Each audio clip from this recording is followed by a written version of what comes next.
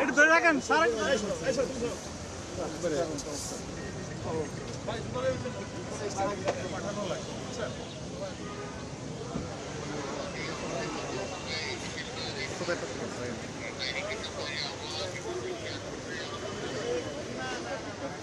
আমার প্রজন্মের পক্ষ থেকে শুধু এই কথাটি বলতে চাই যে আমরা জুলাইকে ভুলে যাই নাই। আমরা জুলাইয়ে সকল শহীদ যারা হয়েছেন তাদেরকে ভুলে যাই নাই, জুলাই যোদ্ধাদেরকে ভুলে যাই নাই। আমরা যতদিন না পর্যন্ত বাংলাদেশে সংগঠিত এই গণহত্যার বিচার হবে ততদিন পর্যন্ত আমরা থামব না।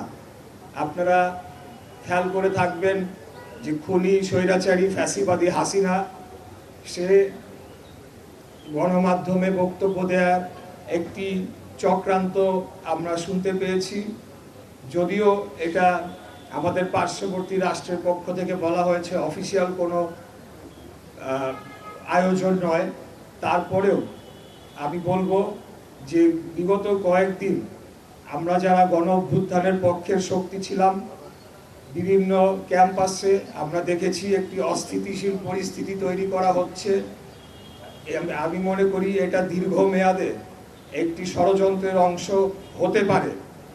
এই ষড়যন্ত্রের মাধ্যমে যারা পতিত ফ্যাসিবাদ, যারা বাংলাদেশ থেকে হাজার হাজার কোটি টাকা লুটপাট করে নিয়ে গিয়েছে, সেই অর্থ আবার বাংলাদেশে বিনিয়োগ করে দেশকে অস্থিতিশীল করে হয়তো ফেরার চেষ্টা করতে পারে। কিন্তু এতটুকু আপনাদের মাধ্যমে বলতে চাই যে অবশ্যই আমরা ফ্যাসিবাদকে কোনোদিনও বাংলাদেশে যদি তারা ফেরত আসে তাহলে তাদের এই গণহত্যার জন্য যে তাদের ফাঁসির রায় হয়েছে সেটিকে কার্যকর করার মাধ্যমেই তাদের বাংলাদেশের রাজনীতির ইতি টানা হবে ইনশাল্লাহ।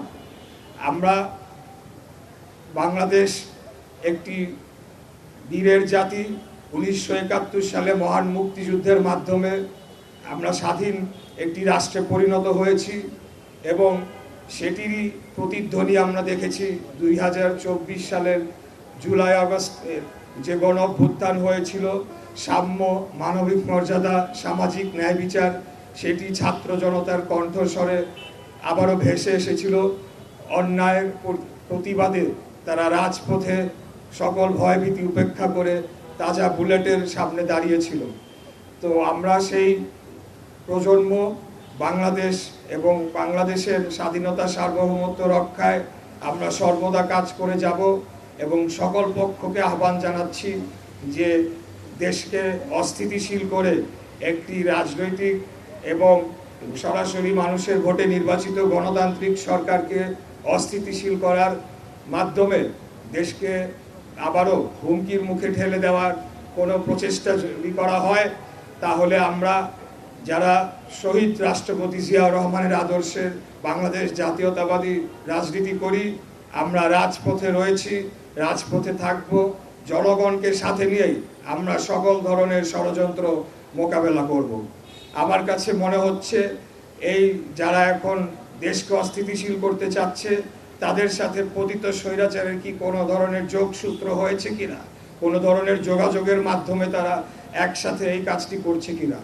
যদি এই ধরনের কোনো ঘটনা ঘটে থাকে আমরা অবশ্যই সেটিকে মোকাবেলা করে বাংলাদেশকে তার অভীষ্ট লক্ষ্যে পৌঁছানোর জন্য কাজ করে যাব ইনশাল্লাহ।